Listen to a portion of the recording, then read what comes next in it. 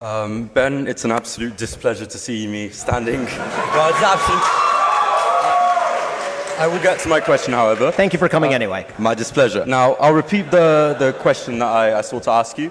You have recently been discussing a lot about the history of the occupation of Palestine. I will call it that. I know you will oppose that, but I will call it that. The occupation of Palestine. The whole thing, right? Just to be clear? The entirety of Palestine. Thank you. You may accuse me of genocide if you wish. That is not my position. Sure, and I will, but go ahead.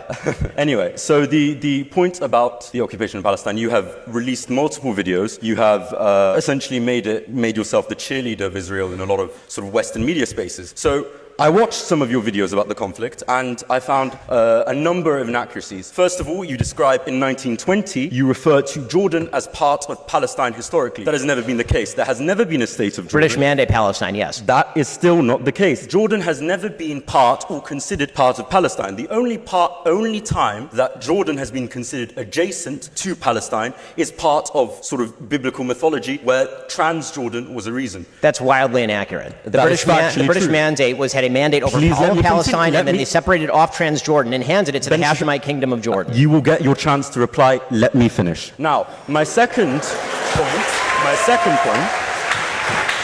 point that you have phrased constantly and consistently, and it's quite a popular Zionist talking point, is the fact that the Arabs have rejected peace every time it was offered to them. Now, I would like, of course, there's been multiple times where peace has been offered, so let's discuss some of them. The Peel Commission. The Peel Commission entailed expelling multiple Arab families and multiple Arab communities, largely agrarian, from the land in order to create a Jewish state under a colonial authority. Now, I understand, of course, you are a Zionist, so you believe that's desirable. For the Palestinian farmers, I can imagine they would not have enjoyed that. Number two, you mentioned that that after 1948, the Arabs had the chance to negotiate and make peace with Israel. Apart from the fact that in 1956, Israel invaded the Sinai in Egypt, unprovoked, purely due to the fact that President Nasser nationalized the Suez Canal. Then, you claimed that the 1967 war was a war of extermination. But if you will read any trusted and respected historian over the 1967 war, and perhaps you may even decide to read some of the books of Moshe Dayan about the actual conflict, where he describes that Israel actually provoked